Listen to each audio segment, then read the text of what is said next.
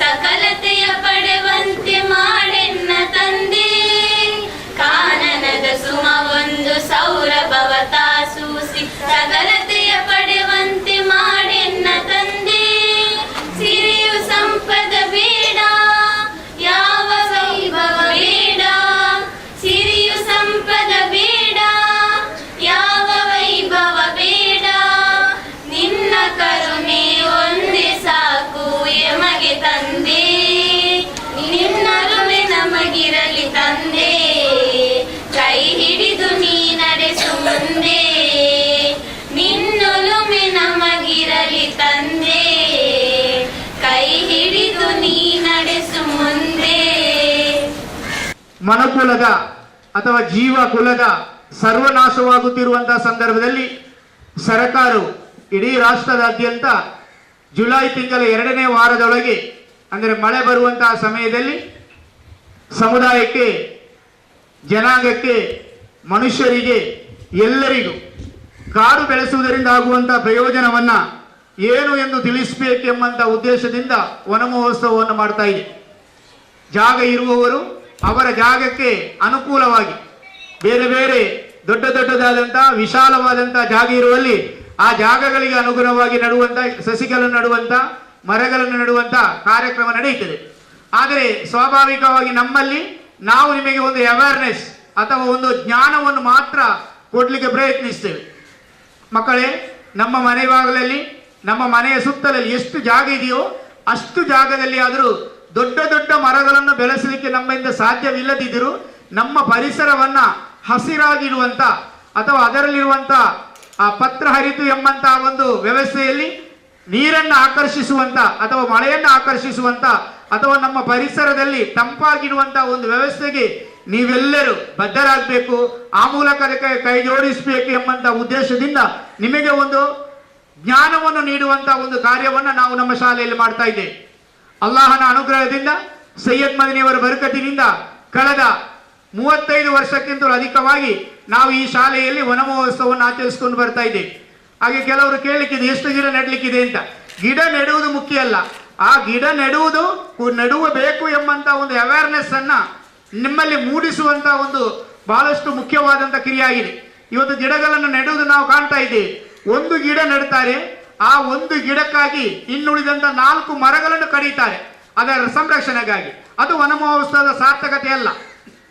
ವನ ಮಹೋತ್ಸವದ ಸಾರ್ಥಕತೆ ಏನಂತ ಹೇಳಿದ್ರೆ, ಒಂದು ಗಿಡ ನೆಟ್ಟದ್ದು ಅದು ಉಳಿಯಬೇಕು, ಅದನ್ನು ಬೆಳೆಸಬೇಕು, ಅದು ಮುಂದೆ ನಮ್ಮ ಸಮುದಾಯಕ್ಕೆ ಏನಾಗಬೇಕು ಅಂತ ಹೇಳಿದ್ರೆ ನೆರಳನ್ನು ನೀಡಬೇಕು, ಗಾಳಿಯನ್ನು ನೀಡಬೇಕು, ನಮಗೆ ತಂಪನ್ನು ನೀಡಬೇಕು. ಅದರೊಟ್ಟಿಗೆ ಪ್ರತಿ ವರ್ಷವೂ ಮಳೆ ಬರುವಂತಹ ಒಂದು ವ್ಯವಸ್ಥೆಯು ಅದರಿಂದ ಆಗಬೇಕು ಎಂಬಂತ ದೃಷ್ಟಿಯಿಂದ ನಾವು ಮಾಡ್ತಾ ಇದ್ದೇವೆ. ಮಳೆ ಇದ್ದಾಗ ಮಾತ್ರ ಗಿಡಗಳು ಮರಗಳು ಇದ್ದಾಗ ಮಾತ್ರ ಮಳೆ ಬರುತ್ತಾ? ಅದಕ್ಕೆ ಅಪವಾದವಿರ್ತದೆ. ಅದು ಎಲ್ಲದವನ್ನು ಆಡಿಸುವವನೊಬ್ಬನು ಇರ್ತಾನೆ, ಎಲ್ಲ ವ್ಯವಸ್ಥೆಗಳನ್ನು ಮಾಡುವವನೊಬ್ಬನು ಇರ್ತಾನೆ. ಅವನನ್ನೇ ನಾವು ಕಾಣದಂತ ಒಂದು ಶಕ್ತಿ ಅಲ್ಲಾಹು ಅಂತ ಕರೀತೇವೆ ಅಥವಾ ದೇವರು ಅಂತ ಕರೀತೇವೆ. ಆ ಮೂಲಕ ಏನಾಗುತ್ತೆ ಅಂದ್ರೆ ಎಲ್ಲ ವ್ಯವಸ್ಥೆಗಳು ನಡೆಯುವಂತೆ ಇರ್ತದೆ. ಅದರಲ್ಲಿ ಒಂದು ಬಾಹ್ಯವಾದಂತ ಒಂದು ವಿಚಾರ ಏನಂತ ಹೇಳಿದ್ರೆ, ನಮ್ಮ ಪರಿಸರ ಹಸಿರಾಗಿರ್ಬೇಕು, ಅದರ ಮೂಲಕ ಪರಿಸರಕ್ಕೆ ಮಳೆ ಬರಬೇಕು, ಇದಕ್ಕಾಗಿ ಗಿಡಗಳನ್ನು ನೆಡಬೇಕು ಎಂಬಂತಹ ಒಂದು ಉದ್ದೇಶ. ಈ ನಿಟ್ಟಿನಲ್ಲಿ ಇವತ್ತು ನಾವು ನಮ್ಮ ಶಾಲೆಯಲ್ಲಿ ಪ್ರತಿ ವರ್ಷ ಜುಲೈ ತಿಂಗಳ 2ನೇ ವಾರದಲ್ಲಿ ನಡೆಸುವ ರೀತಿಯಲ್ಲಿ ವನ ಮಹೋತ್ಸವ ಕಾರ್ಯಕ್ರಮವನ್ನ ನಾವು ಇವತ್ತು ಹಮ್ಮಿಕೊಂಡಿದ್ದೇವೆ. ಇವತ್ತಿನ ಈ ಕಾರ್ಯಕ್ರಮದ ಅಧ್ಯಕ್ಷ ಸ್ಥಾನವನ್ನು ವಹಿಸಲಿಕ್ಕಿದ್ದಾರೆ ಸೈಯದ್ ಮದನಿ ಚಾರಿಟೇಬಲ್ ಟ್ರಸ್ಟಿನ ಉಪಾಧ್ಯಕ್ಷರು, ನಮ್ಮೆಲ್ಲರ ಆತ್ಮೀಯರು ಆದಂತ ಜನಾಬ್ ಮುಸ್ತಫಾ ಅಬ್ದುಲ್ಲರವರು ಇವತ್ತು ಈ ಕಾರ್ಯಕ್ರಮದ ಅಧ್ಯಕ್ಷ ಸ್ಥಾನವನ್ನು ವಹಿಸಲಿಕ್ಕಿದ್ದಾರೆ. ಇವತ್ತು ಈ ಕಾರ್ಯಕ್ರಮದ ಅಧ್ಯಕ್ಷತೆಯನ್ನು ನಮ್ಮ ಉಳ್ಳಾಲ ಕೇಂದ್ರ ಜುಮಾ ಮಸೀದಿ ಅಧ್ಯಕ್ಷರಾದಂತಹ ಜನಾಬ್ ಅಲ್ ಹಾಜಿ ಅಬ್ದುಲ್ ರಶೀದ್ ಅವರು ವಹಿಸಬೇಕಿತ್ತು. ಅನಿವಾರ್ಯ ಕಾರಣದಿಂದ ಅವರು ಬ್ಯಾಂಗ್ಳೂರಿಗೆ ಹೋಗಬೇಕಾದ ಕಾರಣ ಇವತ್ತು ಟ್ರಸ್ಟಿನ ಉಪಾಧ್ಯಕ್ಷರು ಈ ಕಾರ್ಯಕ್ರಮದ ಅಧ್ಯಕ್ಷ ಸ್ಥಾನವನ್ನು ವಹಿಸಲಿಕ್ಕಿದ್ದಾರೆ. ಜನಾಬ್ ಮುಸ್ತಫಾ ಅಬ್ದುಲ್ಲಾರವರು ನಮ್ಮ ಎಲ್ಲ ಚಟುವಟಿಕೆಗಳಲ್ಲಿಯೂ ಭಾಗಿಗಳಾಗಿ ಶಾಲೆಯ ಎಲ್ಲ ವ್ಯವಸ್ಥೆಗಳೊಟ್ಟಿಗೆ ನಮಗೆ ಸ್ಪಂದಿಸಿ ಎಲ್ಲ ವ್ಯವಸ್ಥೆಗಳನ್ನ ಮಾಡಿಕೊಡ್ತಾ ಇದ್ದಾರೆ.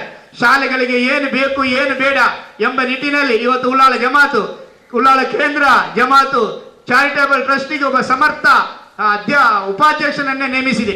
ಇವತ್ತು ಬೆಳಗಿನ ಹೊತ್ತಿನಲ್ಲಿ ಉಳ್ಳಾಳದಲ್ಲಿ ಬಹುಶಃ ಒಂದು ಐತಿಹಾಸಿಕವಾದಂತಹ ಚಾರಿತ್ರ್ಯವನ್ನು ನಿರ್ಮಾಣ ಮಾಡುವಂತಹ ಒಂದು ಘಟನೆಯನ್ನು ಮಾಡಿದರು. ಉಳ್ಳಾಳದಲ್ಲಿಯೇ ಇದು ಯಾವಾಗಲೂ ಆಗಬೇಕಿದ್ದಂತಹ ಒಂದು ವಿಚಾರ.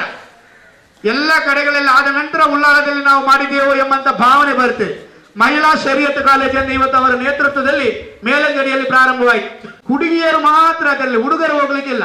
ಶಾಲೆ ಬಿಟ್ಟು ಮನೆಯಲ್ಲಿ ಇರುವಂತಹ ಹುಡುಗಿಯರು 10ನೇ ಕ್ಲಾಸ್ ಬಿಟ್ಟವರು ಇರ್ಬೋದು, PUC ಬಿಟ್ಟವರು ಇರ್ಬೋದು, ಅಥವಾ ಅವರ ಇನ್ನೂ ಒಂದು ಉದ್ದೇಶ ಮುಂದೆ ಹೋಗಿ ಮದುವೆಯಾಗಿ ಮನೆಯಲ್ಲಿ ಇರುವವರು ಯಾರಿಗಾದರೂ ಶರೀಯತ್ ಕಲಿಬೇಕು ಅಂತ ಹೇಳಿದ್ರೆ ಉಚಿತವಾದಂತಹ ಒಂದು ಮಹಿಳಾ ಕಾಲೇಜನ್ನ ಇವತ್ತು ಅಲ್ಲಿ ವ್ಯವಸ್ಥೆ ಮಾಡಿದ್ದಾರೆ. ಅದು ಸಹ ಅವರ ಒಂದು ಶೈಕ್ಷಣಿಕ ಅಭಿವೃದ್ಧಿಯ ಒಂದು ದ್ಯೋತಕ ಅಂತ ಹೇಳ್ತಾ ಅವರ ಎಲ್ಲ ಕಾರ್ಯವನ್ನ ಅಲ್ಲಾಹನು ಉತ್ತಮಪಡಿಸಲಿ, ಅವರು ಹಾಕಿಕೊಂಡಂತ ಎಲ್ಲ ಕಾರ್ಯಕ್ರಮಗಳು ಯಶಸ್ವಿಯಾಗಲಿ. ಆ ನಿಟ್ಟಿನಲ್ಲಿ ನಮ್ಮ ಶಾಲೆಯ ಕೆಲವೊಂದು ಕಾರ್ಯಕ್ರಮಗಳಲ್ಲಿಯೂ ಉತ್ತಮವಾದಂತಹ ಯೋಜನೆಗಳನ್ನು ಮಾಡುವಂತಹ ಒಂದು ಶಕ್ತಿಯನ್ನು ಅಲ್ಲಾಹನು ಅವರಿಗೆ ಕೊಡ್ಲಿ ಅಂತ ಈ ಸಂದರ್ಭದಲ್ಲಿ ಪ್ರಾರ್ಥಿಸ್ತಾ, ಈಗಾಗಲೇ ನಮ್ಮ ಶಾಲಾಭಿವೃದ್ಧಿ ಸಮಿತಿ ಸದಸ್ಯರೊಬ್ಬರು ಸೂಚಿಸಿದರು, ಮುಸ್ತಫಾ ಅಬ್ದುಲ್ಲಾ ಸರ್ ಬಂದಿದ್ದಾರೆ, ಹೌದು ಅಂತ ಹೇಳಿದೆ. ನಾವು ಈಗಾಗಲೇ ವಿದ್ಯಾರ್ಥಿಗಳಿಗೆ ಯೂನಿಫಾರ್ಮ್ ಪರ್ಚೇಸ್ ಮಾಡಿದ್ದೇವೆ. ಹೌದು, ಸಾಧಾರಣ 1,75,000 ರೂಪಾಯಿಯಷ್ಟು ಹಣ ಕೊಟ್ಟು ಯೂನಿಫಾರ್ಮ್ ನಮ್ಮ ಶಾಲಾಭಿವೃದ್ಧಿ ಸಮಿತಿ ಎಲ್ಲರೂ ಪರ್ಚೇಸ್ ಮಾಡಿದ್ದೇವೆ. ಸ್ಟಿಚಿಂಗಿಗೆ 1,80,000 ರೂಪಾಯಿ ಬೇಕಾಗುತ್ತೆ. ನೀವು ಮುಸ್ತಫರ್ ಹತ್ರ ಏನಾದರೂ ಕೇಳಿದ್ದೀರಾ? ಅದು ಮುಸ್ತಫರ್ ಹತ್ರ ಕೇಳಬೇಕಾದಂತ ಅವಶ್ಯಕತೆ ಇಲ್ಲ. ನಾನು ನಿಮ್ಮೆಲ್ಲರ ಪರವಾಗಿ ಅವರಲ್ಲಿ ವಿನಂತಿಸ್ತೇನೆ, ನಮ್ಮ ವಿದ್ಯಾರ್ಥಿಗಳ ಸಮವಸ್ತ್ರದ ಸ್ಟಿಚಿಂಗಿಗೆ ಬೇಕಾದಂತಹ ಒಂದು ವ್ಯವಸ್ಥೆಯಲ್ಲಿ ನೀವುಗಳು ಕೈ ಜೋಡಿಸಬೇಕು ಅಂತ ಈ ಸಂದರ್ಭದಲ್ಲಿ ಕೇಳುತ್ತಾ ಅವರನ್ನು ಆತ್ಮೀಯತೆಯಿಂದ ಈ ಕಾರ್ಯಕ್ರಮಕ್ಕೆ ಸ್ವಾಗತಿಸ್ತಾ ಇದ್ದೇನೆ ಸರ್. ಇವತ್ತಿನ ಕಾರ್ಯಕ್ರಮದಲ್ಲಿ ಗಿಡ ನೆಡುವುದರ ಮೂಲಕ ವನ ಮಹೋತ್ಸವಕ್ಕೆ ಚಾಲನೆಯನ್ನು ನೀಡಲಿಕ್ಕಿದ್ದಾರೆ ನಮ್ಮವರೇ ಆದ ಮಸ್ಜಿದ್ ಅಲ್ ಕರೀಮಿನ ಅಧ್ಯಕ್ಷರು, ಉಳ್ಳಾಳ ಕೇಂದ್ರ ಜುಮಾ ಮಸೀದಿಯ ಪ್ರಧಾನ ಕಾರ್ಯದರ್ಶಿಗಳು, ನುಸ್ರತುಲ್ ಮಸಾಕಿನ್ ಚಾರಿಟೇಬಲ್ ಟ್ರಸ್ಟಿನ ಅಧ್ಯಕ್ಷರು ಆದಂತ ಜನಾಬ್ ಹಾಜಿ ಮೊಹಮ್ಮದ್ ತೋಹರ್ ಅವರನ್ನು ನಿಮಗೆ ಪರಿಚಯಿಸಬೇಕು ಅಂತಲಿಲ್ಲ. ನಮ್ಮ ಎಲ್ಲ ಕಾರ್ಯಕ್ರಮಗಳಲ್ಲೂ ನಮ್ಮೊಟ್ಟಿಗಿದ್ದಾರೆ. ನಮ್ಮ ವಿದ್ಯಾರ್ಥಿಗಳಲ್ಲಿ ಕಳೆದ ವರ್ಷದಲ್ಲಿ ಎಲ್ಲ ವಿದ್ಯಾರ್ಥಿಗಳಿಗೆ ಉಚಿತವಾದಂತಹ ಸಮವಸ್ತ್ರ ನಾವು ಕೊಡಬೇಕು, ಆದರೂ ಅದು ಎಲ್ಲ ಕಡೆಗಳಲ್ಲಿ ಇರುವ ಹಾಗೆ ಅಲ್ಲ ಅಂತೇಳಿ ಪ್ರತ್ಯೇಕವಾದಂತಹ ಒಂದು ಯೂನಿಫಾರ್ಮ್ ಅನ್ನು ಮಾಡಿದೆವು. ನಾವು ಮೈಸೂರಿಗೆ ಹೋಗಿ ತಗೊಂಡು ಬಂದೆವು.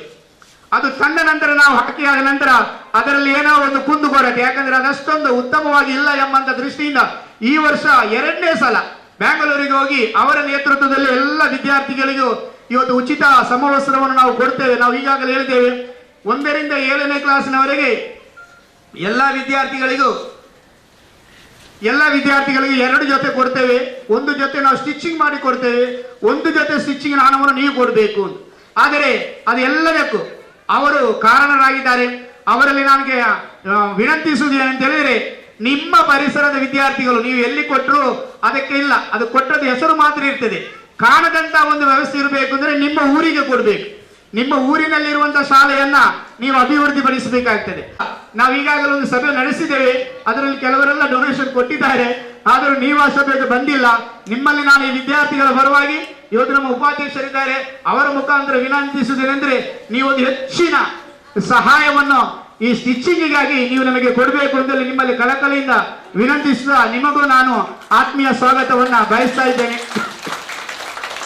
ನಮ್ಮೆಲ್ಲರ ಆತ್ಮೀಯರು, ನಮ್ಮ ಹಿರಿಯರು, ಸೈಯದ್ ಮದನಿ ಚಾರಿಟೇಬಲ್ ಟ್ರಸ್ಟಿನ ಆಡಳಿತಾಧಿಕಾರಿಗಳಾದಂತಹ ಜನಾಬ್ ಅಬ್ದುಲ್ ಲತೀಫ್ ಸರ್ ಅವರು ಕಾರ್ಯಕ್ರಮದಲ್ಲಿ ನಮ್ಮೊಟ್ಟಿಗಿದ್ದಾರೆ. ಎಲ್ಲ ಕಾರ್ಯಕ್ರಮಗಳಲ್ಲಿ ನಮ್ಮೊಟ್ಟಿಗಿದ್ದಾರೆ. ನಾವು ಯಾವತ್ತೂ ಅವರನ್ನು ಗೌರವಿಸುವುದು ಯಾಕಂತ ಹೇಳಿದ್ರೆ, ನಮಗೊಬ್ಬ ಅಧ್ಯಾಪಕರಾದ ಮಾರ್ಗದರ್ಶಕರೇ ಅಥವಾ ಆಡಳಿತಾಧಿಕಾರಿಗಳೇ ನಮ್ಮೊಟ್ಟಿಗಿದ್ದಾರೆ.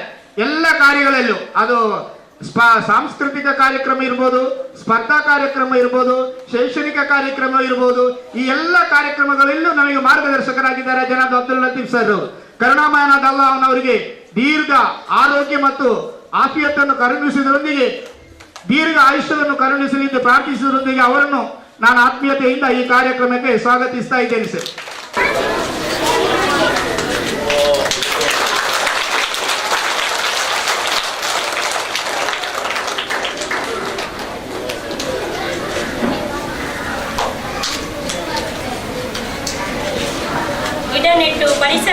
ಸಂರಕ್ಷಿಸಿದ ಅಧ್ಯಕ್ಷರಿಗೂ ಹಾಗೂ ಗಿಡ ನೆಟ್ಟು ಪರಿಸರವನ್ನು ಸಂರಕ್ಷಿಸಿದ ಅಧ್ಯಕ್ಷರಿಗೂ ಹಾಗೂ ಅತಿಥಿಗಳಿಗೂ ಧನ್ಯವಾದಗಳು. 18-19ನೇ ಸಾಲಿನಲ್ಲಿ ನಾಯಕನಾಗಿ ಆಯ್ಕೆಯಾದ ನಾನು ಮೊಹಮ್ಮದ್ ನಿಹಾಲ್.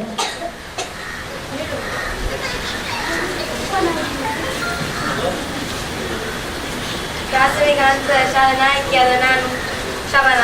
ಉಪನಾಯಕಿಯಾದ ನಾನು ಫೈಮಾ. ಆರೋಗ್ಯ ಮಂತ್ರಿಯಾದ ನಾನು ಮಂತ್ರಿಯಾದ ನಾನು ಫರ್ಹಾನ್. ಹಣಕಾಸಿನ ಮಂತ್ರಿಯಾದ ನಾನು ಕ್ರೀಡಾ ಮಂತ್ರಿಯಾದ ನಾನು ಮಂತ್ರಿಯಾದ ನಾನು ಆಶೀಶ್. ತೋಟಗಾರಿಕೆಯಾದ ಮಂತ್ರಿಯಾದ ನಾನು ವಿನಾಶ್. ನೀರಾವರಿ ಮಂತ್ರಿಯಾದ ನಾನು ಸೌಮ್ಯ.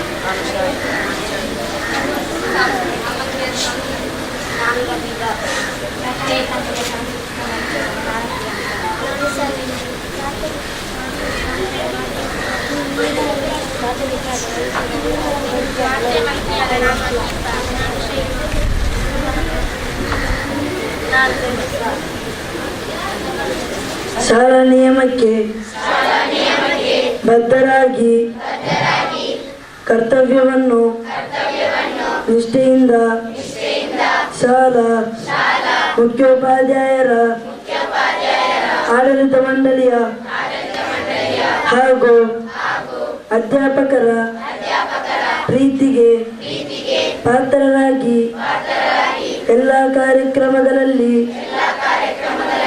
ತಪ್ಪದೆ ಸಕ್ರಿಯವಾಗಿ ಭಾಗವಹಿಸುತ್ತೇನೆ ಎಂದು ಈ ಮೂಲಕ ಪ್ರತಿಜ್ಞೆ ಮಾಡುತ್ತೇವೆ. ತೇರ್ಗಡೆಯಾಗುವುದರೊಂದಿಗೆ ಮಾಸ್ಟರ್ ಸಿಫಾಸ್ ಡಿಸ್ಟಿಂಕ್ಷನ್ ಅಂಕಗಳನ್ನು ತೆಗೆದು ತೇರ್ಗಡೆಯಾಗಿರುತ್ತಾನೆ. ಅವರಿಗೆ ನಿನ್ನೆ ದಕ್ಷಿಣ ಕನ್ನಡ ಜಿಲ್ಲಾ ಮುಖ್ಯ ಉಪಾಧ್ಯಾಯರ ಸಂಘ ಪ್ರಮಾಣ ಪತ್ರವನ್ನು ಪದಕವನ್ನು ನೀಡುವುದರೊಂದಿಗೆ ಒಂದು ಉತ್ತಮವಾದಂಥ ಮೊತ್ತವನ್ನು ನೀಡಿರುತ್ತದೆ. ಅದನ್ನು ಇವತ್ತು ಉಪಾಧ್ಯಕ್ಷರು ನಮ್ಮ ಕಾರ್ಯದರ್ಶಿಗಳು ಜಂಟಿಯಾಗಿ ಅವರಿಗೆ ವಿತರಿಸಲಿಕ್ಕಿದ್ದಾರೆ. ಹಾಗೆ ನಮ್ಮ ಪ್ರಥಮ ಬಂದಂಥ ವಿದ್ಯಾರ್ಥಿಗಳನ್ನೆಲ್ಲರನ್ನ ನಮ್ಮ ಹಳೆ ವಿದ್ಯಾರ್ಥಿಗಳ ಮೂಲಕ ನಾವು ಸ್ವಾತಂತ್ರ್ಯೋತ್ಸವ ದಿವಸ ಗೌರವಿಸಲಿಕ್ಕಿದ್ದೇವೆ. ಇದೀಗ ನಮ್ಮ ಟ್ರಸ್ಟಿನ ಉಪಾಧ್ಯಕ್ಷರು, ನಮ್ಮ ಶಾಲಾಭಿವೃದ್ಧಿ ಉಪಾಧ್ಯಕ್ಷರು, ಅದೇ ರೀತಿಯಲ್ಲಿ ನಮ್ಮ ಕಾರ್ಯದರ್ಶಿಗಳು ಅವನಿಗೆ ನಿನ್ನೆ ಮುಖ್ಯೋಪಾಧ್ಯಾಯರ ಸಂಘದವರು ಗೌರವಿಸಿದಂತಹ ಗೌರವವನ್ನು ನೀಡಬೇಕು ಅಂತೇಳಿ ಕೇಳಿಕೊಳ್ತಾ ಇದ್ದೇನೆ.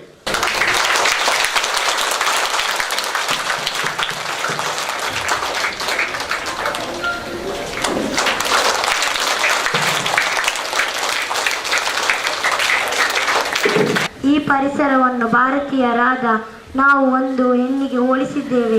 ಕಾರಣ ಪರಿಸರ ತಾಳ್ಮೆಯ ಪತ್ರಿಕೆ ಇಂದಿನ ಆಧುನಿಕತೆಯನ್ನು ವೇಗದ ಬದುಕಿನಲ್ಲಿ ಮನುಷ್ಯನ ಆರೋಗ್ಯ ಕೆಡುತ್ತಿದೆ. ಏಕೆಂದರೆ ಪರಿಸರ ನಾಶವಾಗುತ್ತಿದೆ. ನಾವಿಂದು ವಿಷಕಾರಿ ಗಾಳಿ, ನೀರು, ಆಹಾರ ಸೇವಿಸಿರುವುದರಿಂದ ನಮ್ಮ ಆರೋಗ್ಯ ಕೆಡುತ್ತಿದೆ. ಇದಕ್ಕೆ ಪರಿಸರದ ನಾಶವೇ ಮುಖ್ಯ ಕಾರಣ. ನಾವು ಜೂನ್ 5ರಂದು ವಿಶ್ವ ಪರಿಸರ ದಿನ ಎಂಬುದಾಗಿ ಆಚರಿಸುತ್ತೇವೆ.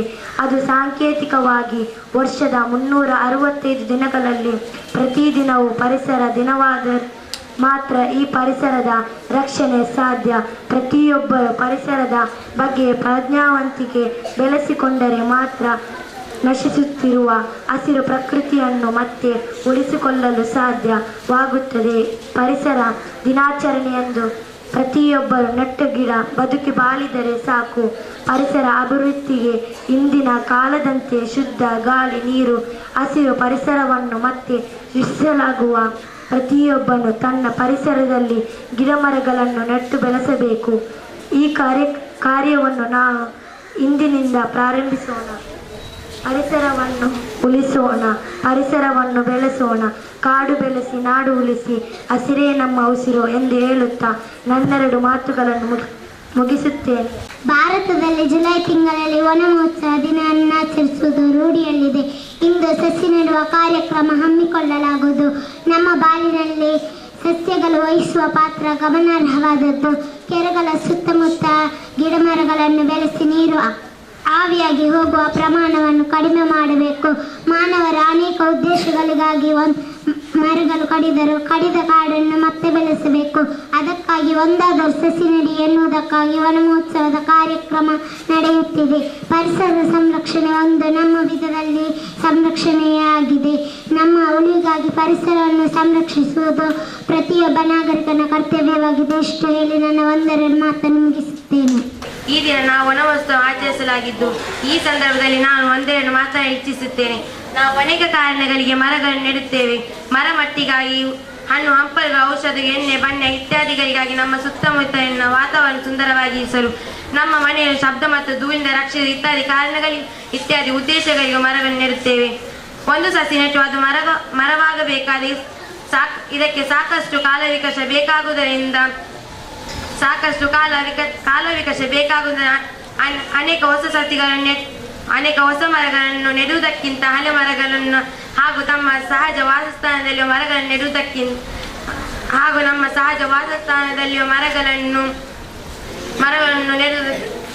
ಮರಗಳನ್ನು ನೆಡುವಂತ ರಕ್ಷಿಸಲು ಹೆಚ್ಚು ಮುಖ್ಯವಾಗುತ್ತದೆ. ಮರಗಳು ಆಮ್ಲಜನಕವನ್ನು ತಯಾರಿಸುವ ಕಾರ್ಖಾನೆಗಳು, ಇದಲ್ಲದೆ ಮಾಲಿನ್ಯ ನಿವಾರಕವಾಗಿಯೂ ಸಹಾಯ ಮಾಡುತ್ತವೆ. ಈ ನೈಸರ್ಗಿಕ ಯಂತ್ರಗಳು ಯಾವುದೇ ವಿದ್ಯುತ್ ಅಥವಾ ಪೆಟ್ರೋಲಿಯಂ ಶಕ್ತಿ ಇಲ್ಲದೆ ಕೆಲಸ ಮಾಡುತ್ತದೆ. ಇವು ಕಣ್ಣಿಗೆ ತಂಪನ್ನು ನೀಡುವುದಲ್ಲದೆ ಪರಿಸರವನ್ನು ಸುಂದರವಾಗಿರಿಸುತ್ತದೆ. ವಾಹನಗಳು, ರೈಲುಗಳು ಹೊರಸೂಸುವ ಇಂಗಾಲವನ್ನು ಹೀರಿಕೊಂಡು ಪರಿಸರ ತಾಪಮಾನವನ್ನು ಕಡಿಮೆಗೊಳಿಸುತ್ತದೆ. ಒಂದು ಮರ ಇಡೀ ಜೀವವರಣ ವ್ಯವಸ್ಥೆಯಾಗಿ ಮಾರ್ಪಾಡಾಗಲು ಸಾಧ್ಯ. ಆದುದರಿಂದ ನಾವು ಮಾಡಬೇಕಾದದ್ದು ಕೆಲಸ ನಮ್ಮ ಮನೆಯ ಸುತ್ತಮುತ್ತಲಿನ ವಾತಾವರಣ ಸುಂದರವಾಗಿಸಲು ನಮ್ಮ ಈ ಸುಂದರವಾದ ನಾಡನ್ನು ಕಾಪಾಡೋಣ ಎಂದು ಹೇಳಿ ನನ್ನ ಭಾಷಣವನ್ನು ಕೊನೆಗೊಳಿಸುತ್ತೇನೆ. ಪ್ರಕೃತಿ ನಮಗೆ ಕೊಟ್ಟ ತುಂಬ ವರದಾನ ವೃಕ್ಷಗಳು. ಆದಿಮಾನವನು ಒಳ್ಳೆಯ ಇದರಿಂದಾಗಿ ಆದಿಮಾನವನು ಬಹಳ ಸಂತೋಷದಿಂದ ಆರೋಗ್ಯದಿಂದ ಜೀವನ ನಡೆಸುತ್ತಿದ್ದ. ಆದರೆ ಇಂದು ನಾವು ಇವುಗಳನ್ನೆಲ್ಲ ನಾಶ ಮಾಡಿ ಆರೋಗ್ಯಗಳನ್ನು ಹಾಳು ಮಾಡಿಕೊಳ್ಳುತ್ತಿದ್ದೇವೆ. ಎಲ್ಲಿ ನೋಡಿದರೂ ಕೃತಿಕರ ದೊರೆಯುವ ವಸ್ತುಗಳ ಪ್ಲಾಸ್ಟಿಕ್ ಬಳಕೆ ಕಸದ ಕೊಂಪೆಯಾದ ನಮ್ಮ ಪರಿಸರದ ನಮ್ಮನ್ನು ಅಧೋಗತಿಗೆ ತಳ್ಳುತ್ತದೆ. ಹೀಗೆ ಸಾಗಿದರೆ ನಮ್ಮ ಮುಂದಿನ ಜನಾಂಗವು ಬಹು ದೊಡ್ಡ ಸಮಸ್ಯೆಗಳನ್ನು ಉದಿರಿಸಲಾಗಿದೆ. ಆದ್ದರಿಂದ ನಮ್ಮ 3Rಗಳಾದ ರಿಯೂಸ್, ರಿಡ್ಯೂಸ್, ರೀಸೈಕಲ್ ಎಂಬ ಸೂತ್ರದಿಂದ ನಾವು ಜೀವಿಸುತ್ತಿದ್ದೇವೆ. ಹಾಗೆಯೇ ನಮ್ಮ ಶಾಲಾ ಹಾಗೂ ಮನೆಯ ಸುತ್ತಮುತ್ತಲಿನ ವಾತಾವರಣದಲ್ಲಿ ಆದಷ್ಟು ಗಿಡ ಮರಗಳನ್ನು ನೆಟ್ಟು ಪೋಷಿಸುವ ಎಂದು ಹೇಳುತ್ತಾ ನಾನು ಈ ಮಾತನ್ನು ಮುಗಿಸುತ್ತೇನೆ. ಜೂನ್ 5ರಂದು ಪರಿಸರ ದಿನಾಚರಣೆಯನ್ನು ಆಚರಿಸಲಾಗುತ್ತದೆ. ನಾವಿಂದು ನಮ್ಮ ಶಾಲೆಯಲ್ಲಿ ವನ ಮಹೋತ್ಸವ ಕಾರ್ಯಕ್ರಮವನ್ನು ಹಮ್ಮಿಕೊಂಡಿದ್ದೇವೆ. ಇದರ ಮುಖ್ಯ ಉದ್ದೇಶ ಗಿಡಮರಗಳನ್ನು ಬೆಳೆಸಿ ಪೋಷಿಸುವುದು. ಇಂದು ನಮ್ಮ ದೇಶ ಎದುರಿಸುತ್ತಿರುವ ಹಲವಾರು ಸಮಸ್ಯೆಗಳಲ್ಲಿ ಪರಿಸರ ನಾಶವೂ ಒಂದಾಗಿದೆ. ಇದಕ್ಕೆಲ್ಲ ಮೂಲ ನಾವು ಎಲ್ಲೆಲ್ಲಿ ಅರಣ್ಯಗಳಿವೆಲ್ಲವೋ ಅದನ್ನೆಲ್ಲ ಕಡಿದು ಬಹುಮಹಡಿ ಕಟ್ಟಡಗಳನ್ನು ನಿರ್ಮಿಸುತ್ತಿದ್ದೇವೆ.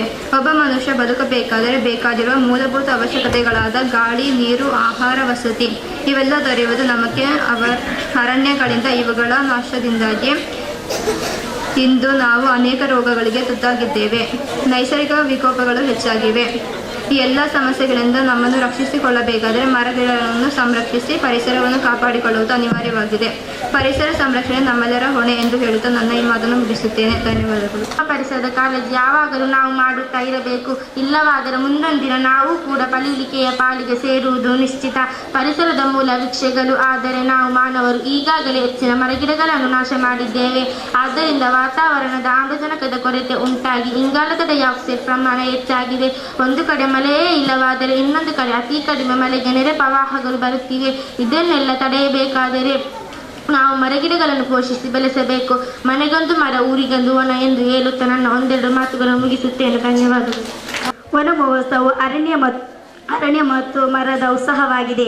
ಕಾಡುಗಳು ದೊಡ್ಡ ಉತ್ಸವವು ಅರಣ್ಯ ಸಂರಕ್ಷಣೆಯನ್ನು ಸೂಚಿಸುತ್ತದೆ ಮತ್ತು 1950ರ ದಶಕದಲ್ಲಿ ಸಂರಕ್ಷಣೆಗೆ ಸಾಕಷ್ಟು ಸ್ಥಳಗಳು ಮತ್ತು ಸಾಕಷ್ಟು ಮರಗಳನ್ನು ನೆಡಲಾಗುತ್ತದೆ. ಭಾರತದಲ್ಲಿ ವನ ಮಹೋತ್ಸವವು ಪ್ರತಿ ವರ್ಷ ಜುಲೈ ಮೊದಲ ವಾರದಲ್ಲಿ ಅರಣ್ಯವನ್ನು ಸೃಷ್ಟಿಸಲು ಹೆಚ್ಚು ಮರಗಳನ್ನು ಬೆಳೆಸಲು ವಾರದ ಅವಧಿಯ ಉತ್ಸಾಹವಾಗಿದೆ. ವನ ಮಹೋತ್ಸವವನ್ನು ಜುಲೈ 1 ರಿಂದ 7ರವರೆಗೆ ಆಚರಿಸಲಾಗುತ್ತದೆ. ಇದನ್ನು ಜುಲೈನಲ್ಲಿ ಆಚರಿಸಲಾಗುತ್ತದೆ. ಜುಲೈ ಮೊದಲ ವಾರದಲ್ಲಿ ದೇಶದಾದ್ಯಂತ ಮಾನ್ಸೂನ್ ಇರುತ್ತದೆ. ಬದುಕುಳಿಯುವಿಕೆ ಮತ್ತು ಮನುಷ್ಯನ ಬೆಳವಣಿಗೆಗೆ ಮುಖ್ಯವಾದುದಾದರೆ ನಮ್ಮ ಜೀವನಕ್ಕೆ ಅಗತ್ಯವಾದ ಆಮ್ಲಜನಕ ಮತ್ತು ಇತರ ಅಗತ್ಯಗಳ ಮೂಲವಾದ ಸ್ವಭಾವವನ್ನು ಕಾಪಾಡಿಕೊಳ್ಳುವುದು ಕೂಡ ಮಹತ್ವದಾಗಿದೆ. ಕಾಡು ಬೆಳೆಸಿ ನಾಡು ಉಳಿಸಿ ಎಂದು ಹೇಳುತ್ತಾ ನನ್ನ 2 ಮಾತುಗಳನ್ನು ಕೊನೆಗೊಳಿಸುತ್ತೇನೆ. ವರ್ಷಂಪ್ರತಿ ನಾವು ನಮ್ಮ ಶಾಲೆಯಲ್ಲಿ ವನಮಹೋತ್ಸವ ದಿನವನ್ನು ಆಚರಿಸುವಂತೆ ಈ ದಿನ ನಾವು ನಮ್ಮ ಶಾಲೆಯಲ್ಲಿ ವನಮಹೋತ್ಸವ ದಿನಾಚರಣೆಯನ್ನು ಸಡಗರ ಸಂಭ್ರಮದಿಂದ ಆಚರಿಸುತ್ತಾ ಇದ್ದೇವೆ. ಆದ್ದರಿಂದ ಈ ದಿನದ ಮಹತ್ವದ ಬಗ್ಗೆ ಒಂದೆರಡು ವಿಷಯಗಳನ್ನು ತಮ್ಮ ಮುಂದೆ ಹೇಳಬಯಸುತ್ತೇನೆ. ಜನಸಂಖ್ಯೆ ಹೆಚ್ಚಾದಂತೆ ಅವರಿಗೆ ಅಗತ್ಯವಾದ ವಾಸದ ಮನೆ, ಉರುವಲು, ಕೃಷಿ ಭೂಮಿಗಾಗಿ ಅರಣ್ಯಗಳ ನಾಶ ಆಗಿದೆ. ಇದರಿಂದ ಮಾನವರಿಗೆ ಬೇಕಾದಂಥ ಆಮ್ಲಜನಕದ ಕೊರತೆಯಾಗಿದೆ.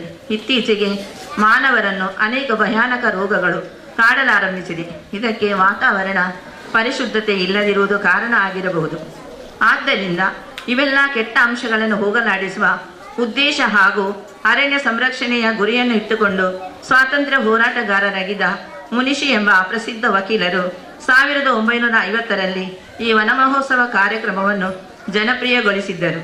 ಆದ್ದರಿಂದ ಅವರ ಈ ಆಚರಣೆಯ ಸವಿ ನೆನಪಿಗಾಗಿ ಪ್ರತಿ ವರ್ಷ ದೇಶದ ಪ್ರತಿಯೊಬ್ಬ ಪ್ರಜೆಯು ಒಂದೊಂದು ಗಿಡವನ್ನು ನೆಟ್ಟು ಅದರ ಸಂರಕ್ಷಣೆಯನ್ನು ಮಾಡುವುದರೊಂದಿಗೆ ಅರಣ್ಯ ಸಂರಕ್ಷಣೆಯಾಗಬಹುದು, ಪರಿಸರ ಸ್ವಚ್ಛ ಗಾಳಿಯನ್ನು ನೀಡಬಹುದು, ಪ್ರಾಣಿ ಪಕ್ಷಿಗಳ ವಾಸಕ್ಕೆ ಅನುಕೂಲವಾಗಬಹುದು, ಅರಣ್ಯ ಸಂಪತ್ತು ಹೆಚ್ಚಾಗಬಹುದು, ಮಾನವರಿಗೆ ಉತ್ತಮ ಮಳೆ ಬೆಳೆಯಾಗಬಹುದು.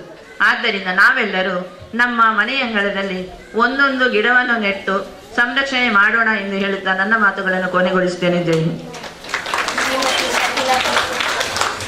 ವನ ಮಹೋತ್ಸವ ಎಂದರೆ ಕಾಡಿನ ಹಬ್ಬ ಎಂದರ್ಥ. ಹಬ್ಬವನ್ನು ನಾವು ಆಚರಿಸುವುದೆಂದರೆ ಪ್ರತಿ ವರ್ಷವೂ ನಾವು ಅದಕ್ಕೆ ಹೊಸ ಚೈತನ್ಯವನ್ನು ತುಂಬುವುದು ಎಂದು ಅರ್ಥ. ಭಾರತದಲ್ಲಿ ನಾವು ದಿನವೂ ಮರಗಳನ್ನು ಕಡಿಯುವುದನ್ನು ಕಾಣುತ್ತಿದ್ದೆವು, ಈಗಲೂ ನಡೀತಾ ಇದೆ. ಈ ಒಂದು ಪರಿಸ್ಥಿತಿಯನ್ನು ಕಂಡು ಮುಂದೆ ಇದರಿಂದ ಭೀಕರವಾದ ದುಷ್ಪರಿಣಾಮ ಉಂಟಾಗಬಹುದೆಂಬ ಮುಂದಾಲೋಚನೆಯಿಂದ ನೆಹರು ಸರ್ಕಾರದಿಂದ ಕೇಂದ್ರ ಸರ್ಕಾರದ ಆಹಾರ ಮಂತ್ರಿಗಳಾದ ಶ್ರೀ KM ಮುನ್ಷಿ 1950ರಲ್ಲಿ ವನ ಮಹೋತ್ಸವ ಎಂಬ ಪದ್ಧತಿಯನ್ನು ಜಾರಿಗೆ ತಂದರು. ಇದು ಮುಂದೆ ರಾಷ್ಟ್ರೀಯ ಹಬ್ಬವಾಗಿ ಪ್ರತಿಯೊಂದು ಕಡೆಗಳಲ್ಲೂ ಆಚರಿಸಲ್ಪಡುತ್ತದೆ. ವಿಶ್ವದಲ್ಲೂ ಕೂಡ ಇದು ಆಚರಿಸಲ್ಪಡ್ತಾ ಇದೆ. ಪ್ರಾಚೀನ ಭಾರತದಲ್ಲಿ ಕೂಡ ಅಶೋಕನಂತ ಚಕ್ರವರ್ತಿಗಳು ಕೂಡ ಸಾಲು ಮರವನ್ನು ನೆಡುತ್ತಾ ಇದ್ದರು ಎಂಬ ತಿಳಿದ ಸಂಗತಿ ನಮಗೆ. ಪ್ರತಿಯೊಂದು ಜೀವಿಯು ಬದುಕಿ ಬಾಳಬೇಕಾದ್ರೆ ಗಾಳಿ, ನೀರು, ಬೆಳಕು, ಭೂಮಿ ಹೇಗೆ ಮುಖ್ಯವೋ ಹಾಗೆ ಸಸ್ಯ ಸಂಪತ್ತು ಎಂಬುದು ಅಷ್ಟೇ ಮುಖ್ಯ. ಸಸ್ಯ ಸಂಪತ್ತು ಹೇಗೆ ಮುಖ್ಯ ಅಂದ್ರೆ ನಮಗೆ ಬೇಕಾದಂತ ಪರಿಶುದ್ಧವಾದ ಗಾಳಿ, ಬೆಳಕು, ಪರಿಶುದ್ಧವಾದ ಗಾಳಿ, ಕಟ್ಟಿಗೆ, ಆಹಾರ, ಪ್ರಾಣಿಗಳಿಗೆ, ಪಕ್ಷಿಗಳಿಗೆ ವಾಸಿಸಲು ಬೇಕಾಗುವಂತ ವಾಸಸ್ಥಳ, ಇದೆಲ್ಲವೂ ನಾವು ಮರಗಳಿಂದ ಪಡ್ಕೊಳ್ತಾ ಇದ್ದೇವೆ. ಈ ಮರಗಳನ್ನು ನಾವು ನೆಡ್ತಾ ಬರಬೇಕು. ಇಲ್ಲದಿದ್ದರೆ ನಮಗೆ ಅದರಿಂದಾಗಿ ಅನೇಕ ಕೆಟ್ಟ ಪರಿಣಾಮಗಳು ಬರ್ತದೆ. ಅದಲ್ಲದೆ ಮರಗಳನ್ನು ಕಡಿಯುವುದು ನಮಗೆ ಅನಿವಾರ್ಯ. ಮರಗಳನ್ನು ಕಡಿಯದಿದ್ರೆ ನಮಗೆ ಬೇಕಾದ ಮನೆಗಟ್ಟುಗಳನ್ನು ಕಟ್ಟಲಿಕ್ಕೂ ಪೀಠೋಪಕರಣಗಳಿಗೂ ನಮಗೆ ಸಾಧ್ಯ ಇಲ್ಲ. ಅದನ್ನು ಕಡಿದರೆ ಸಾಲದು, ಅದರ ಸ್ಥಳದಲ್ಲಿ ನಾವು ಪ್ರತಿಯೊಬ್ಬರು ಒಂದು ಮರ ಕಡಿದಾಗ 2 ಮರವನ್ನು ನೆಟ್ಟು ಬೆಳೆಸುವುದು ಮಾಡಬೇಕಾದಂತಹ ಕಾರ್ಯ. ಆದ ಕಾರಣ ಈ ವನ ಮಹೋತ್ಸವ ಎಂಬುದು ಜಾರಿಗೆ ಬಂದಿದೆ. ಶಾಲಾ ವಿದ್ಯಾರ್ಥಿಗಳಾದ ನೀವು ನಿಮ್ಮ ಮನೆಯ ಅಂಗಳದಲ್ಲಿ ಪ್ರತಿಯೊಂದು ಗಿಡವನ್ನು ನೆಡಬೇಕು. ಅದೇ ರೀತಿ ಈಗ ನಿಮ್ಮ ಸುತ್ತಮುತ್ತ ಅಂದ್ರೆ ಶಾಲೆಯ ತೊಕ್ಕೋಟು ಶಾಲೆಯಿಂದ ಹಿಡಿದು ಹಳೆಕೋಟೆ ಶಾಲೆಯವರೆಗೆ ನೀವೇ ಗಮನಿಸಿರ್ಬೋದು, ರಸ್ತೆಯ ಬದಿಗಳಲ್ಲಿ ಒಂದು ಮರವೂ ಇಲ್ಲ. ನಿಮ್ಮ ವಿದ್ಯಾರ್ಥಿಗಳು, ಹಳೆಕೋಟೆ ವಿದ್ಯಾರ್ಥಿಗಳಾದ ನೀವು ಇದನ್ನು ಮರಗಳನ್ನು ನೆಟ್ಟು ನೀವು ದೊಡ್ಡವರಾಗುವ ಅದು ಕೂಡ ಬೆಳೆಯಬೇಕೆಂಬ ನನ್ನ ಒಂದು ಆಸೆ. ನೀವು ಇದನ್ನು ನೆರವೇರಿಸ್ತೀರಂತ ನಂಬಿಕೊಳ್ಳುತ್ತೇನೆ. ಶಾಲಾ ಮಕ್ಕಳಿಂದ ಇದನ್ನು ಆರಂಭಿಸಿದಾಗ ಉಳಿದ ನಾಗರಿಕರಿಗೂ ಇದು ಮನ ಮುಟ್ಟುತ್ತದೆ ಎಂಬುದು ನನ್ನ ಅಭಿಪ್ರಾಯವಾಗಿರ್ತದೆ. ಆದ ಕಾರಣ ಈ ವನ ಮಹೋತ್ಸವ ಕಾರ್ಯದಲ್ಲಿ ನಾವೆಲ್ಲರೂ ಭಾಗಿಗಳಾಗಿ ಪವಿತ್ರವಾದ ವನ್ಯ ಸಂರಕ್ಷಣೆ ಎಂಬುದರಲ್ಲಿ ನಾವು ಉತ್ತಮ ಸಕ್ರಿಯರಾಗಿ ಭಾಗಿಗಳಾದಾಗ ಮಾತ್ರ ವನ ಮಹೋತ್ಸವ ಎಂಬ ಹಬ್ಬಕ್ಕೆ ಉತ್ತಮವಾದಂತಹ ಒಂದು ಇದರಿಂದಾಗಿ ಸಕಲ ಜೀವಿಗಳಿಗೆ ಇದರ ಉಪಯೋಗ ಸಿಗುವಂತಾಗುತ್ತದೆ ಅಂತ ಹೇಳುತ್ತಾ ಕಾಡನ್ನು ಬೆಳೆಸಿ ನಾಡನ್ನು ಉಳಿಸಿ ಅಂತ ಹೇಳುತ್ತಾ ನನ್ನೆರಡು ಮಾತುಗಳನ್ನು ಮುಗಿಸ್ತೇನೆ. ಜೈ ಹಿಂದ್. ಮತ್ತು ಶಿಕ್ಷಕರ ಸಭೆಯ ಸಂದರ್ಭದಲ್ಲಿ ಶಿಕ್ಷಕರು ತೋಡಿಕೊಂಡ ಸಮಸ್ಯೆಗಳ ಅಹವಾಲು ಮತ್ತು ಶಾಲಾಭಿವೃದ್ಧಿಗಾಗಿ ಕೆಲವು ಬೇಡಿಕೆಗಳನ್ನು ತಮ್ಮ ಅವಗಾಹನೆಗೆ ತರುತ್ತಿರುವೆನು. ದಯಮಾಡಿ ಈ ಬಗ್ಗೆ ಶೀಘ್ರ ಸ್ಪಂದಿಸಿ ಕೂಡಲೇ ಬಗೆಹರಿಸಬೇಕಾಗಿ ವಿನಂತಿಸುತ್ತೇನೆ. ಒಂದು, ಶಿಕ್ಷಕರ ವೇತನ ಹೆಚ್ಚಳ ಮತ್ತು ಪ್ರತಿ ತಿಂಗಳು 5ನೇ ತಾರೀಕಿನೊಳಗೆ ವೇತನ ನೀಡುವುದು ಹಾಗೂ PF ನೀಡುವಂಥ ಬಗ್ಗೆ ನೀಡಿದ ಮನವಿಯನ್ನು ತಮಗೆ ಸಲ್ಲಿಸಿದೆ. ಎಲ್ಲ ಟೀಚರ್ಸ್ನವರು ಇದರಲ್ಲಿ ಮನವಿ ಕೊಟ್ಟಿದ್ದಾರೆ, ಅದನ್ನು ಇದರ ಒಟ್ಟಿಗೆ ಇಟ್ಟಿದ್ದೇವೆ. ಎರಡನೆಯದು, ಸರಕಾರಿ ಶಾಲೆಯಲ್ಲಿ ಸರಕಾರವು ಪ್ರಾರಂಭಿಸುವಂತೆ ನಮ್ಮ ಶಾಲೆಯಲ್ಲಿ LKG ಮತ್ತು UKG ಪ್ರಾರಂಭಿಸಲು ಸಮಿತಿಯಲ್ಲಿ ತೀರ್ಮಾನ ಬಂದಿದೆ. ಆದರೆ ಅದು ನಮ್ಮ ಆಡಳಿತಾಧಿಕಾರಿಗಳಿದ್ದಾರೆ, ನಮ್ಮ ಕಾರ್ಯದರ್ಶಿಗಳಿದ್ದಾರೆ, ಅದೇ ರೀತಿಯಲ್ಲಿ ನಮ್ಮ ಉಪಾಧ್ಯಕ್ಷರಿದ್ದಾರೆ. ಅದರ ಬೇಡಿಕೆಯನ್ನು ನಿಮಗೆ ಇಡ್ತಾ ಇದ್ದೇವೆ. ಆದರೆ ಸರಕಾರಿ ಶಾಲೆಯಲ್ಲಿ ಪ್ರಾರಂಭಿಸುವಂಥ LKG UKGಗೂ ನಮ್ಮಲ್ಲಿ ಪ್ರಾರಂಭಿಸುವಂಥ LKG UKGಗಳಿಗೂ ಬಹಳಷ್ಟು ವ್ಯತ್ಯಾಸ ಇದೆ. ನಮ್ಮಲ್ಲಿ ಪ್ರಾರಂಭಿಸುವಂಥ ಸಮಯದಲ್ಲಿ ಅದು ಹೊಸ ಶಾಲೆಯಾಗಿ ಪ್ರಾರಂಭಿಸಬೇಕಾಗುತ್ತೆ. ಅಲ್ಲಿ ಅಂತ ಹೇಳಿದರೆ ಒಂದು ವಿಷಯವಾಗಿ ಅವರು ಅದನ್ನು ಪ್ರಾರಂಭಿಸ್ತಾರೆ. ನಮ್ಮಲ್ಲಿ ಅಂತ ಹೇಳಿದರೆ ಸಾಧಾರಣ ಒಂದು 35 ಅಂಶಗಳನ್ನು ಒಳಗೊಂಡಂಥ ಒಂದು ಚೆಕ್ ಲಿಸ್ಟ್ ಇದೆ. ಆ ಎಲ್ಲ ಚೆಕ್ ಲಿಸ್ಟ್ಗಳನ್ನು ನಾವು ಫುಲ್ಫಿಲ್ ಮಾಡಬೇಕಾಗುತ್ತದೆ. ಅದನ್ನು ದಯವಿಟ್ಟು ತಾವುಗಳು ಪರಿಗಣಿಸಬೇಕು ಎಂದು ಕೇಳಿಕೊಳ್ತೇನೆ. ಕೊನೆಯದು, ಶಾಲಾ ಪ್ರಾಮುಖ್ಯ ಅವಶ್ಯಕತೆಗಳಾದಂಥ ಬೆಂಚು ಮತ್ತು ಡೆಸ್ಕು ಇದನ್ನು ಒದಗಿಸಬೇಕು ಅಂತ. ಅದು ಈಗಾಗಲೇ ಕಾರ್ಯದರ್ಶಿಗಳು ನಿನ್ನೆಲ್ಲ ಮೀಟಿಂಗ್ ಆಗುವ ಮುಂಚಿತವಾಗಿ ಬೆಂಚು ಮತ್ತು ಡೆಸ್ಕಿನ ವ್ಯವಸ್ಥೆ ನಾನು ಅವರಲ್ಲಿ ವಿನಂತಿಸಿಕೊಂಡಿದ್ದೇನೆ. ಅದಕ್ಕೆ ಅವರು ಸೂಕ್ತವಾದ ಸ್ಪಂದನವನ್ನು ನೀಡಿದ್ದಾರೆ. ಬೆಂಚು ಮತ್ತು ಡೆಸ್ಕ್ ಈಗಾಗಲೇ ನಮಗೆ ರೆಡಿಯಾಗಿದೆ. ಒಂದು ಪ್ರಾಬ್ಲಮ್ ಏನಂತ ಹೇಳಿದರೆ, ನಮ್ಮಲ್ಲಿ ಬಹಳಷ್ಟು ಬೆಂಚು ಮತ್ತು ಡೆಸ್ಕ್ಗಳು ಇವೆ, ಅದನ್ನು ದುರಸ್ತಿಪಡಿಸುವಂಥ ಒಂದು ವ್ಯವಸ್ಥೆ ಆಗಬೇಕು ಎಂದು ಈ ಸಂದರ್ಭದಲ್ಲಿ ಕೇಳಿಕೊಳ್ತಾ, ನಮ್ಮ ಉಪಾಧ್ಯಕ್ಷರಾದಂಥ ಜನಾಬ್ UN ಇಬ್ರಾಹಿಂ ರವರು, ಚಾರಿಟಬಲ್ ಟ್ರಸ್ಟ್ನ ಉಪಾಧ್ಯಕ್ಷರಾದಂಥ ಮುಸ್ತಫಾ ಅಬ್ದುಲ್ಲಾರವರಿಗೆ ಮನವಿಯನ್ನು ಹಸ್ತಾಂತರಿಸಬೇಕು ಎಂದು ಕೇಳಿಕೊಳ್ತೇನೆ. ಈಗಾಗಲೇ ನಾವು ಕೇಳಿದ್ದೇವೆ ಪರಿಸರವನ್ನು ರಕ್ಷಿಸಬೇಕು ಅಂತೇಳಿ. ಅದಕ್ಕಾಗಿ ನಾವು ವರ್ಷಕ್ಕೊಮ್ಮೆ ಈ ಕಾರ್ಯಕ್ರಮವನ್ನು ಮಾಡ್ತಾ ಇದ್ದೇವೆ. ಇದು ಇವತ್ತು ನಿನ್ನೆದಲ್ಲ. ಒಮ್ಮೆ ಪ್ರವಾದಿ ಸಲ್ಲಲ್ಲಾಹು ಅಲೈಹಿ ವಸಲ್ಲಂ ಹಾಗೂ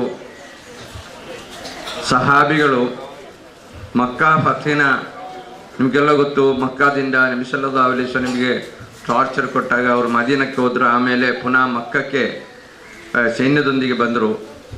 ಆಗ ಮುಹಮ್ಮದ್ ಸಲ್ಲಲ್ಲಾಹು ಅಲೈಹಿ ವಸಲ್ಲಂ ಅವರ ಆಜ್ಞೆಯಾಗಿತ್ತು, ನೀವು ಯುದ್ಧಕ್ಕೆ ಹೋಗುವಾಗ ಮನುಷ್ಯರನ್ನು, ಪ್ರಾಯದವರನ್ನು, ಮಕ್ಕಳನ್ನು ಮಾತ್ರ ಅಲ್ಲ ಉಪದ್ರವಿಸದ ಇರುವುದು, ಒಂದು ಗಿಡದ ಎಲೆಯನ್ನು ನೀವು ಕೀಳಬಾರದು. ಯಾಕೆಂದರೆ ಸೈನ್ಯ ಹೋಗುವಾಗ ಅಲ್ಲಿ ದಾರಿಯಲ್ಲಿರುವ ಎಲ್ಲ ಆವತ್ತಿನ ಸಿಸ್ಟಮ್ ಹೇಗಿತ್ತು ಅಂದರೆ ದಾರಿಯಲ್ಲಿರುವ ಎಲ್ಲವನ್ನು ನಾಶ ಮಾಡ್ತಾ ಹೋಗ್ತಾ ಇದ್ರು. ಒಂದು ಗಿಡದ ಎಲೆಯನ್ನು ಕೂಡ ನೀವು ಕಡಿಬಾರ್ದು, ಅದನ್ನು ತುಂಡರಿಸಬಾರದು. ಯಾಕೆಂದರೆ ಅದು ಅಲ್ಲಾಹುವಿಗೆ ದಿಕ್ರು ಹೇಳುತ್ತದೆ ಅಂತೇಳಿ.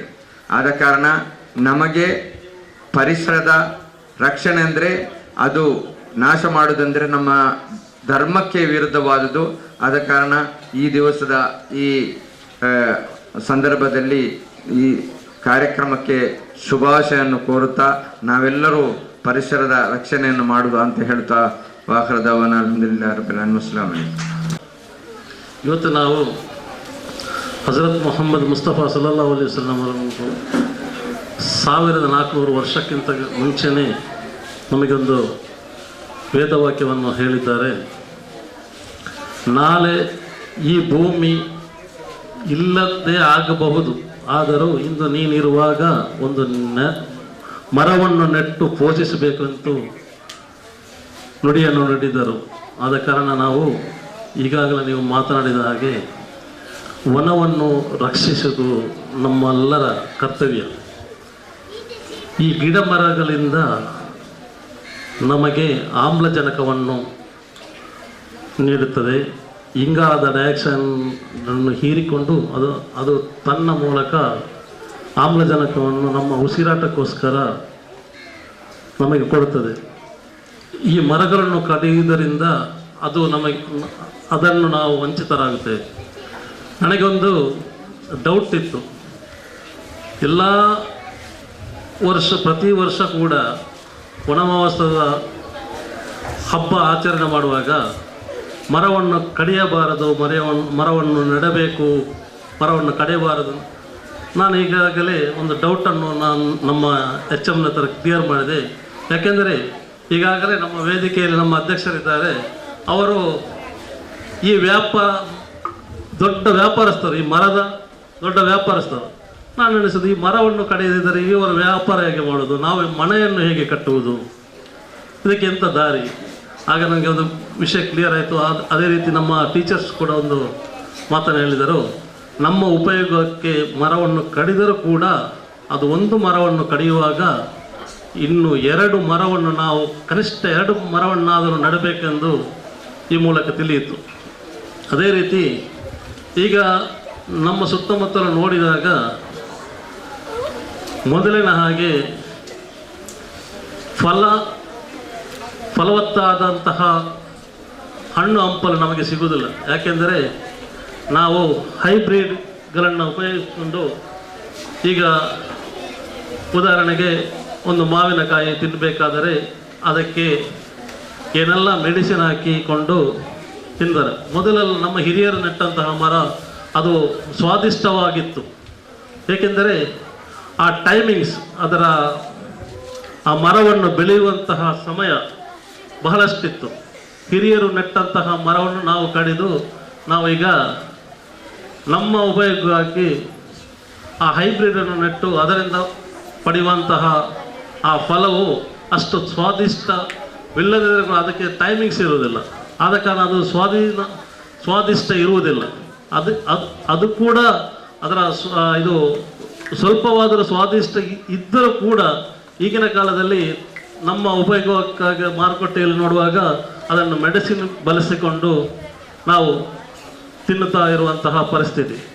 ಆದ ಕಾರಣ ನಮ್ಮೆಲ್ಲರ ಕರ್ತವ್ಯವಾಗಿದೆ, ನಾವು ಸ್ವತಃ ಬೆಳೆಸಿಕೊಂಡು ಆ ಮರವನ್ನು ನೆಟ್ಟಿ ಪೋಷಿಸಿ ಅದರಿಂದ ಫಲವತ್ತಾದಂತಹ ಹಣ್ಣು ಹಂಪಲನ್ನು ನಾವು ನಮ್ಮ ಕೈಯಿಂದಲೇ ಬೆಳೆಸುವುದು ಬಹಳ ಉತ್ತಮವಾಗಿದೆ. ಏಕೆಂದರೆ ಮೊನ್ನೆ ನಾವು ಒಂದು 5-6 ತಿಂಗಳ ಮುಂಚೆ ಇದು ನನ್ನ ಪರ್ಸನಲ್ ವಿಷಯ ಆದರೂ ನಿಮಗೆ ತಿಳಿಸುವಂಥದ್ದು, ನಮ್ಮೊಂದು ಜಾಗ ಇತ್ತು, ನೀವೆಲ್ಲ ಕೇಳಿದರೆ ರಾಯಲ್ ಗಾರ್ಡನ್ ಅಂತೇಳಿ. ಅಲ್ಲಿ ಕೆಲವು ಸಸ್ಯಗಳನ್ನು ನಾವು ಖುದ್ದು ನಾವಾಗಿ ನೆಟ್ಟುಕೊಂಡು ಮಾಷಾ ಅಲ್ಲ ಅದರಿಂದ ಸ್ವಲ್ಪ ಫಲವತ್ತಾದಂಥ ಹಣ್ಣು ಹಂಪಲು ಸಿಕ್ಕಿದೆ. ಅದು ಮೆಡಿಸಿನ್ ಬಳಸಿ ಅಲ್ಲ, ಏನೂ ಅಲ್ಲ, ಅದರ ಸ್ವಾದಿಷ್ಟವು ನಮಗೆ ತಿನ್ನುವುದಕ್ಕಿಂತ ನಾವು ಬೆಳೆಸಿ ನೆಟ್ಟು ನಾವು ಹಣ್ಣು ಹಂಪಲನ್ನು ಮಾಡಿದ್ದೇವಲ್ಲ ಅಂತ ಒಂದು ದೇವರಲ್ಲಿ ಒಂದು ಅಲ್ಹಮ್ದುಲಿಲ್ಲಾ ಅಂತ ಹೇಳುವಂತಹ ಭಾವನೆ ನಮಗೆ ಮೂಡ್ತಿದ್ದು. ಅದೇ ರೀತಿ ನೀವು ಕೂಡ ಪ್ರತಿಯೊಬ್ಬ ಮಕ್ಕಳು, ನಮ್ಮೆಲ್ಲರೂ ಗುರು ಹಿರಿಯರಿಗೆ ಈಗಾಗಲೇ ಹೇಳಿದರೆ, ಪ್ರತಿಯೊಬ್ಬರ ಮಕ್ಕಳ ಕರ್ತವ್ಯ ನೀವು ಕನಿಷ್ಠ ಮನೆಯಲ್ಲಿ ಹೋಗಿ ಒಂದೊಂದು ಮರವನ್ನು ನೆಟ್ಟು ಅದನ್ನು ಪೋಷಿಸ್ತಾ ಇರಿ ಅಂತ ಹೇಳಿ ನನ್ನ ಈ ಮಾತನ್ನು ಮುಕ್ತಾಗಿರ್ತೇನೆ. ಸರ್ಕಾರಿ ಶಾಲೆ ಅಂದರೆ ಈಗಿನ ಕಾಲದಲ್ಲಿ ಇಷ್ಟು ಮಕ್ಕಳನ್ನು ನೋಡೋದು ಬಹಳ ಕಷ್ಟ. ನಮ್ಮ ಮೇಲಂಗಡಿ ಉರ್ದು ಶಾಲೆಯಲ್ಲಿ ಜಾಗ ಇದೆ, ಕಟ್ಟಡ ಇದೆ, ಬೇಕಾದ ವ್ಯವಸ್ಥೆ ಇದೆ. 1ರಿಂದ 7ರ ತನಕ ಇರುವ ಮಕ್ಕಳು ಕೇವಲ 13 ಅಥವಾ 14 ಆಗಿರ್ಬೋದು. ಹಾಗೆ ಅದು ಸಾಕಾಗೋದಕ್ಕೆ ನಾವು ಬೇರೊಂದು ದೊಡ್ಡ ಹೈಸ್ಕೂಲ್ ಮಾಡಿದ್ದೇವೆ. ನಾನೇ ಅದರ ರೂವಾರಿ. ಅದರಲ್ಲಿ ಕೂಡ ಏನು ಮಕ್ಕಳು ಇಲ್ಲ. ಆ ಲೆಕ್ಕ ನೋಡಿದರೆ ಇವರು ಉಲ್ಲಾಲದಲ್ಲಿ 2 ಜನ ಮಾತ್ರ, ಒಂದು ಮಲಾರ ಸರ್ ಮತ್ತು KMK. ಇದು ಬಿಟ್ಟು ಬೇರೆ ಯಾರಿಗೂ ಇಂಥ ಮಕ್ಕಳು ತರಲಿಕ್ಕೆ ಸಾಧ್ಯವಿಲ್ಲ, ಆಗುವುದಿಲ್ಲ.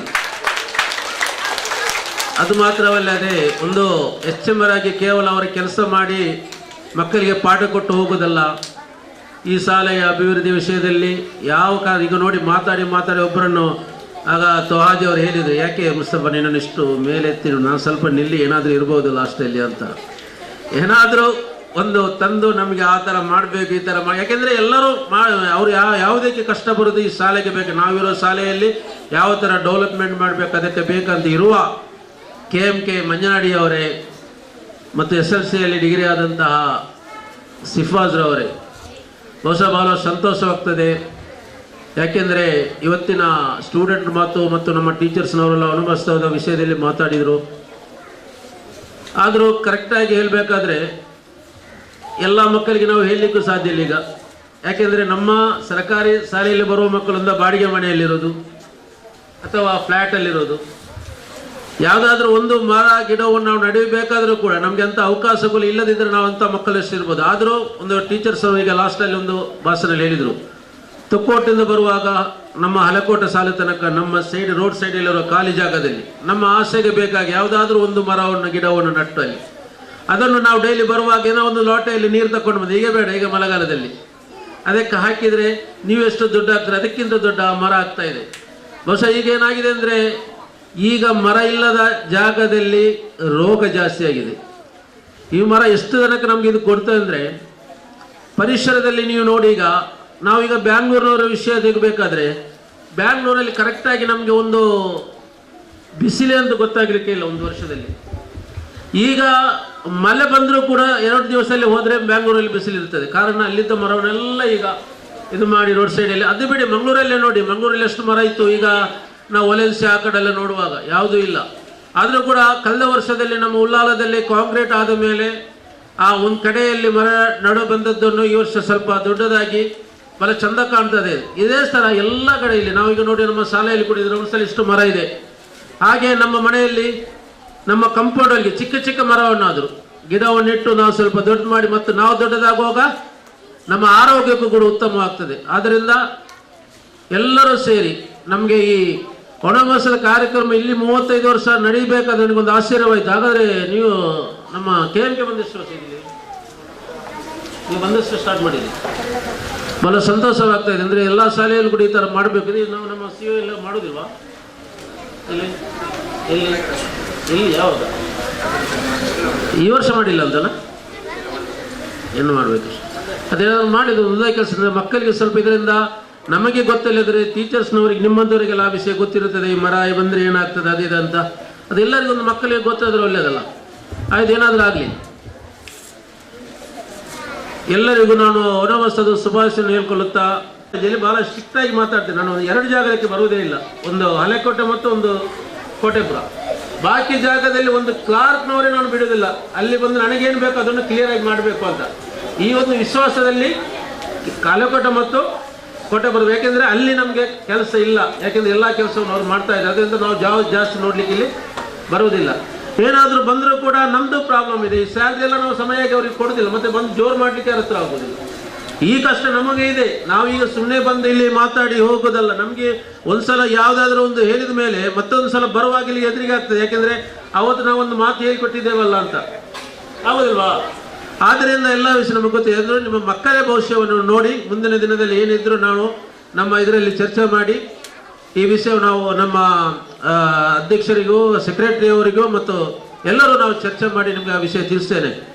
ಆದರೂ ಕೂಡ ಎಲ್ಲರಿಗೂ ವನಮಹೋತ್ಸವದ ನಾನು ಒಂದನೇ ಶುಭಾಶಯನ ಹೇಳುತ್ತಾ ಇಲ್ಲಿ ಅವಕಾಶ ಕೊಟ್ಟು ಎಲ್ಲರಿಗೂ ಒಂದನ್ನು ಹೇಳುತ್ತಾ 2 ಮಾತನ್ನು ಮುಗಿಸ್ತೇನೆ. ಜೈ ಹಿಂದ್, ಜೈ ಕರ್ನಾಟಕ. ಸಾಲಿನ ವನಮಹೋತ್ಸವ ಕಾರ್ಯಕ್ರಮಕ್ಕೆ ತಮ್ಮ ಎಲ್ಲ ಕೆಲಸ ಕಾರ್ಯಗಳನ್ನು ಬದಿಗೊತ್ತಿ ಆಗಮಿಸಿರುವ ಟ್ರಸ್ಟಿನ ಉಪಾಧ್ಯಕ್ಷರಾದ ಜವಾಬ್ ಮುಸ್ತಫಾ ಅಬ್ದುಲ್ಲಾ ಅಧ್ಯಕ್ಷ ಸ್ಥಾನವನ್ನು ವಹಿಸಿ ನಮ್ಮ ಕಾರ್ಯಕ್ರಮವನ್ನು ಚಂದಗಾಣಿಸಿಕೊಟ್ಟಿದ್ದಾರೆ.